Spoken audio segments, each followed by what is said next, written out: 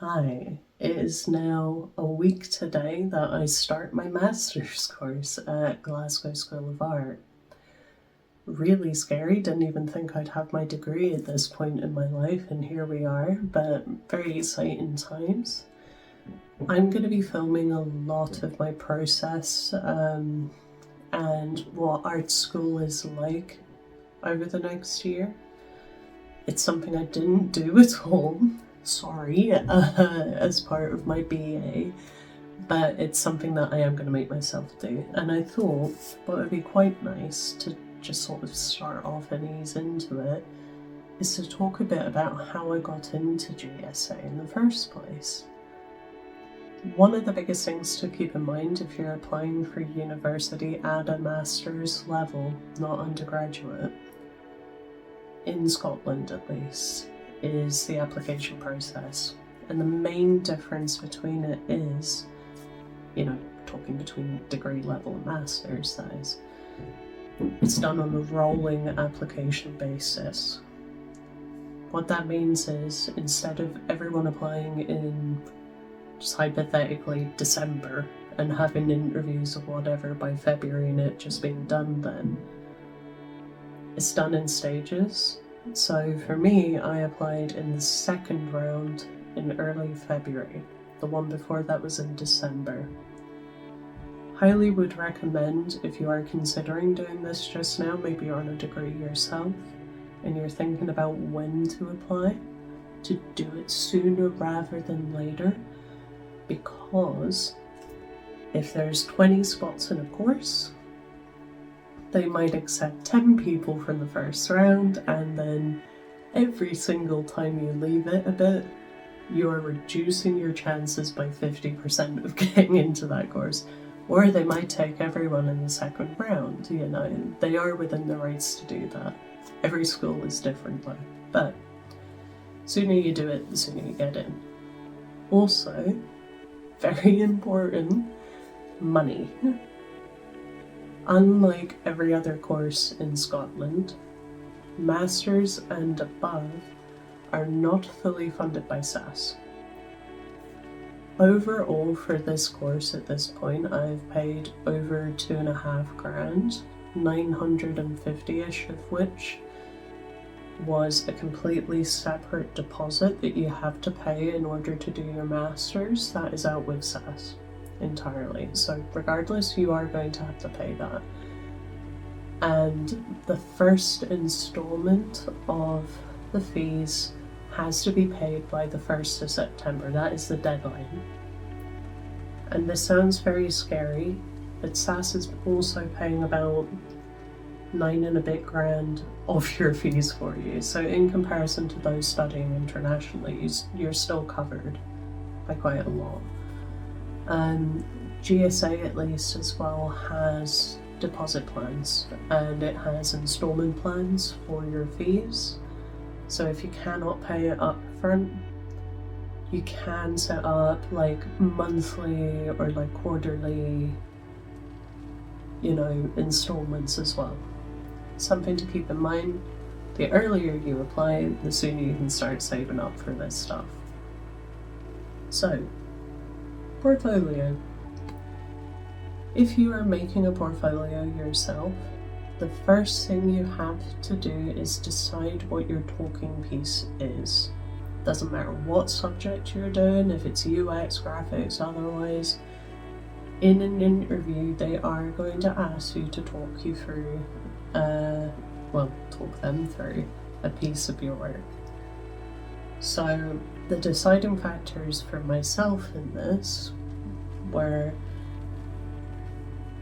something interesting, something kind of funny, with a bit of storytelling that has had a really good public reception. It made it the most likely thing, sort of anticipating what a lecturer would want to hear about. Kind of made it the most prominent, thing in my portfolio, the weirdest thing that I had. And I was right. Brian Cairns, who is the head of my course, specifically wanted to hear about this thing, and I chose it. So that went down really well.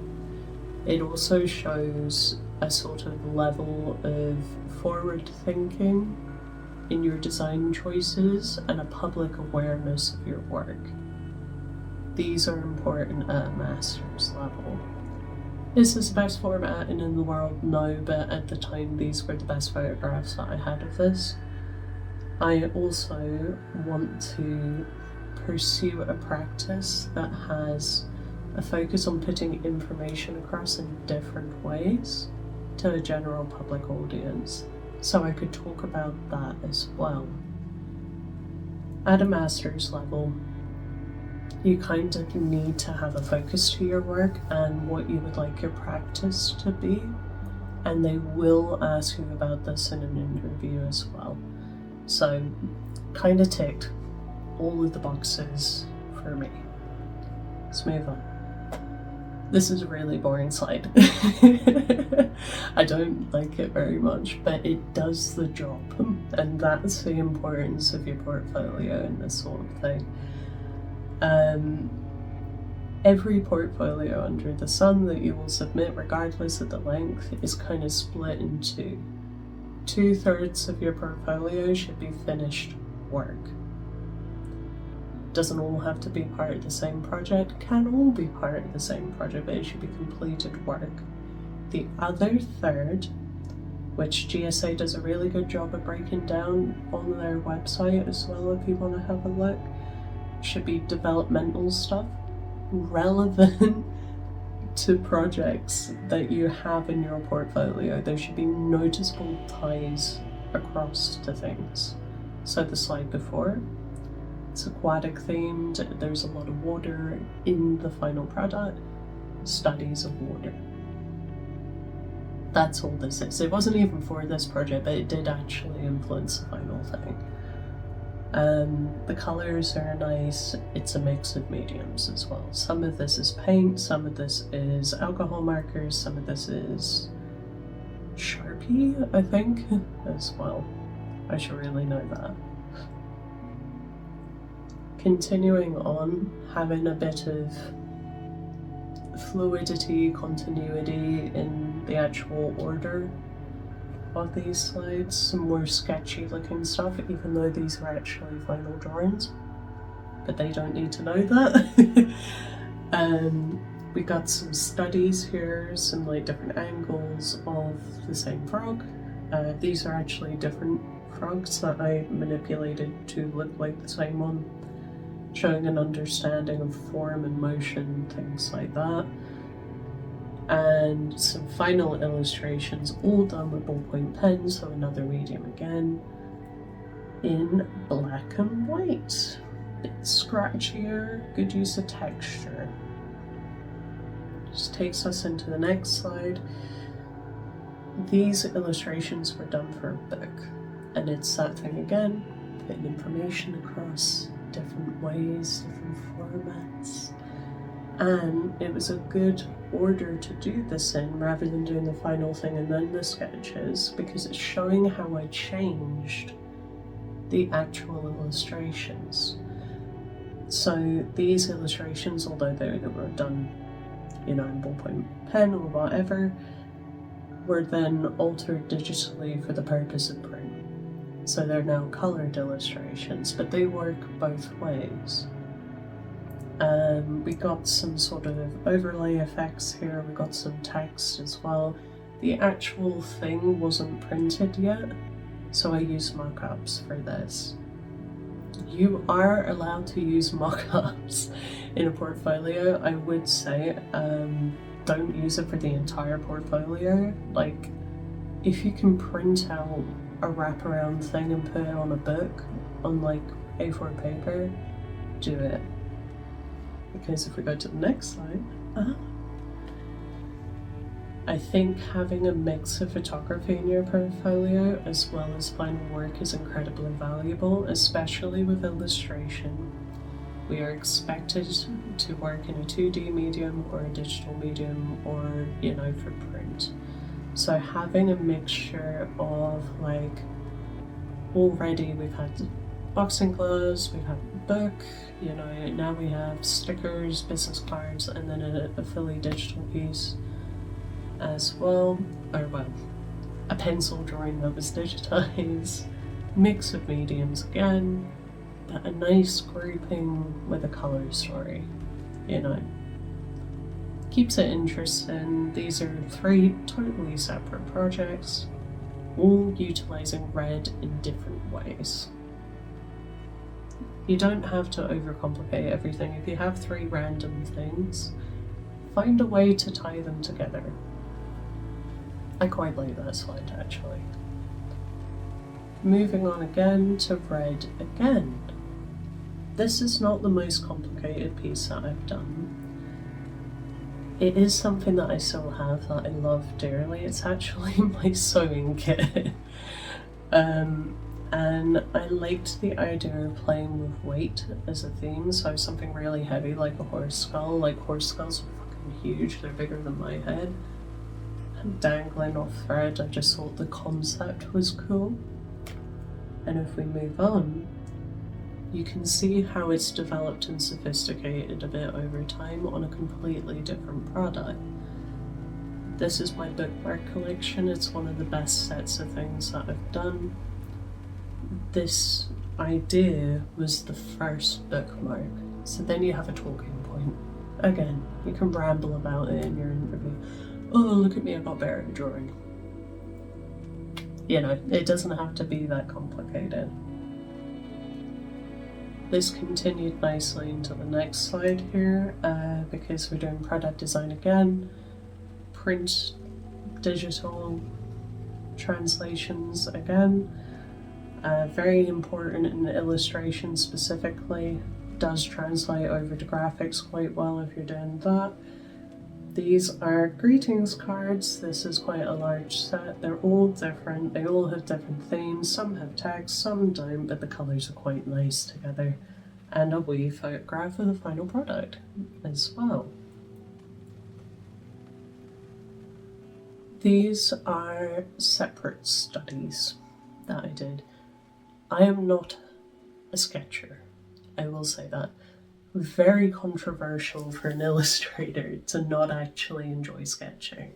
So this third of my portfolio was really hard for me. These are actually like 4 or 5 years old. But what they show, if you're doing illustration, this is very important to include in your portfolio. Facial studies, different angles, different subject matter within your topic. Portraits, claws, anatomy, poses, sense of humour, emotion. These are things you should be thinking about when you're doing your studies to put in your portfolio. This ties into facial studies. There we go. A large collection here that I did way back when. I include this in pretty much every portfolio that I do. For one main reason, it shows the breadth of my subjects that I choose to draw within animal illustration. Because sometimes when people hear animal illustration, they go, oh, tigers. Which is fair enough because I do a lot of tigers, but I try very hard to also include within my practice non-household names of animals as well. So for example, here you've got a nice mix, and I can pick and choose and give different facts about all of these because I'm a massive nerd, but like hippos, rhinos, tigers, all household names, things people recognise. But then you've also got mixed in amongst it your harpy eagles, your Jackson's chameleon, your cock of the rock. And in an interview process, if I had to suddenly whip something out of my hat, I could go, oh well, I know the difference between the New Guinean and Andean cock of the rock. One has an afro, one, like the one pictured here, looks like a semicircle when it turns to the side. But I can also bring up things like flamingos get their pigments based off what they eat, so different flamingos from different areas have different pigments. It's a great little talking point. It's really easy. There's something for everyone in this selection, and it's got a good colour story. So I wanted to show some more spreads from like a publishing angle again. It is something that my practice is focusing on more and more and more as I'm getting older. This is a little handmade kind of zine, I guess, I don't know, that I did. Colour story is completely different from ones mentioned earlier. It's very strong from an illustration standpoint. There's a lot of like realism, more black and grey realism. It's putting information across in different ways. Is it the strongest graphics thing I've ever done? No, but at the time it was pretty good for me. Also has an interesting cover. Showing photographs of things in their intended environment is always good. Mock-ups. I don't particularly like this slide. I would like to skip past it, but these are two completely separate actual commissions. So these shirts did actually get printed. It's just at the time I had really awful photos of them and I don't have the physical shirts anymore. But these are real things that did get printed. Full colour, black and white. It's nice to include some real life work experience stuff in your portfolio if you can. Rather shitty sketches of eyes. There you go. Like I said, I don't sketch very often. But the colours are fun, it's showing different angles, it's showing different shapes and things like that I've looked at, and it's showing a thought process and like a sort of research mindset. So that's kind of why I included that. This is academia after all. Tying into more eyeballs, tiger eyeballs this time. This is a particularly strong page in my portfolio. This is something that was brought up by the lecturer during the interview as well, because it slightly pushes what is considered illustration. It's not the most groundbreaking piece of work in the world, but I was the only one that applied to my course with embroidery this year. So that made me stand out as an applicant. Something to consider doing if you have something really weird and random. Something weirder is going to be in the next slide that he loved as well. But I actually did this on a train. So we got like a little illustration for something else. We got a little painting actually that's about this big. It's about actual eyeball size, to be fair, for something else. And then we have my big embroidery piece there. Same subject matter, different angles, different emotions, different media. Variation, development, all that good crap. Weird subject matter tying into more weird subjects on weird things. So we have an actual hand-painted crab shell. I enjoy taxidermy, and yeah, I used to taxidermy crabs constantly in Dingwall, where I used to live up north. This is an actual hand-painted crab shell. This is not a sculpture or anything, but I painted a crab and took some photos of it. It's that thing of like praying mantis. God. Mantis shrimp having very powerful punches, so you put them on boxing gloves. Crabby claws painted on a crab shell. It doesn't have to be the most complicated thing, but it's that thing of like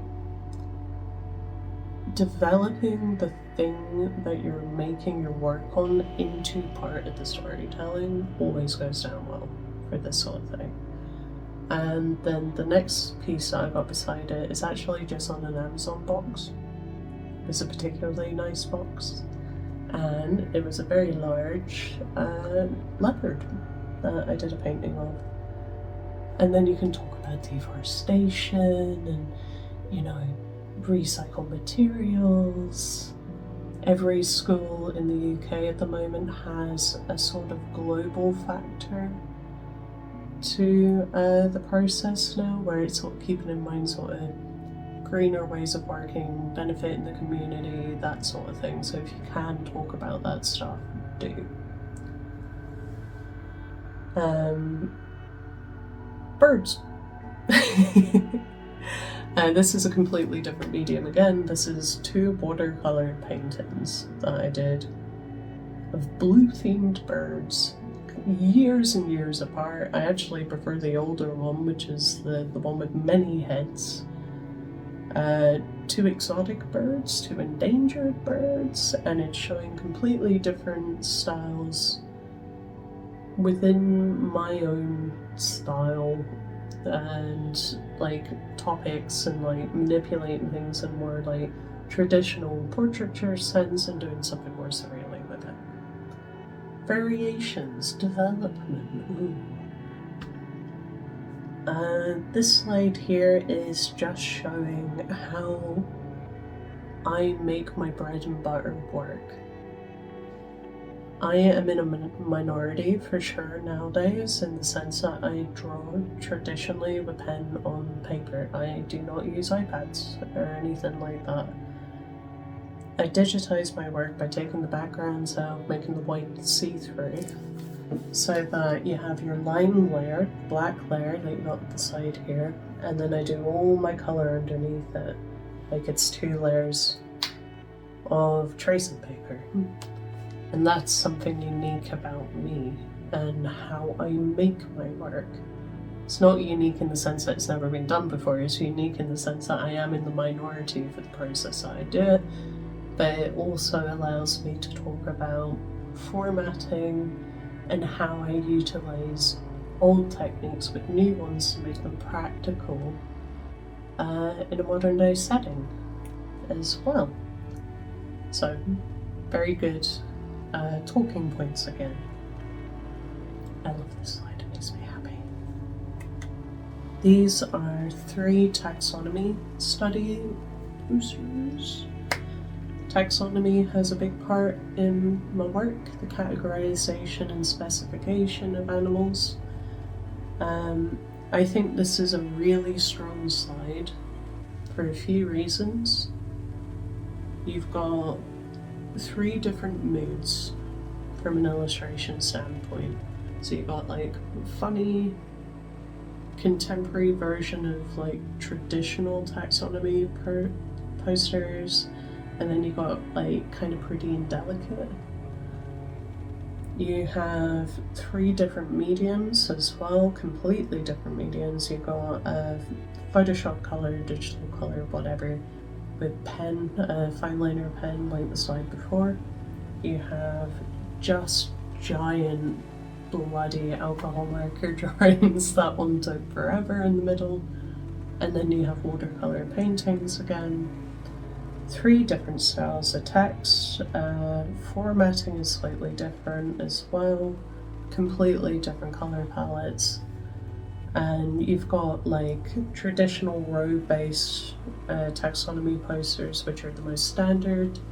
You've got kind of scattered around ones, and then you've got the triangle format as well. Satisfying in that sense. Moving on, we're almost there, 2 more to go. This is a really good talking point slide. This is sleepy cats as a theme. This is really strong as well. You wouldn't necessarily know it, but from a talking in an interview point of view, because the far side there is a bookmark that I used to sell in a shop in Dingwall, so I can talk about, you know, making things fit for purpose for storefront and like point of sale and things like that. And then the one prior to it is a competition win of mine, actually. I won one of the Picture Hooks competitions a few years ago that are run pretty regularly in Edinburgh. If you have a competition thing, definitely put it in. It always looks good. It also shows on a professional level that I don't just make stuff for myself, I don't just do commissions, but I do pursue professional opportunities like competitions, which are very, very big for illustrators. It looks good because you'll be expected to do it in your masters as well. And my last slide. So sad. So this one is a published piece of mine. This has actually been published in 2 different magazines, which is always nice to talk about. And just a piece that I really like. It's not had the best reception, but it's informational. And it's one of those things you don't necessarily know what's going on. I've had people ask me if it was like a werewolf thing before, which I like the ambiguousness of it because of that. But it's actually showing how wolves, male wolves, assert their dominance in packs.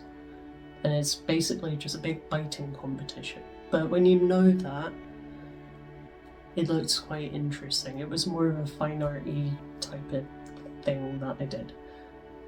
The other one, Turn Down the Heat, is depicting one of the main causes of endangerment to the Amur leopard, which is man-made and forest fires.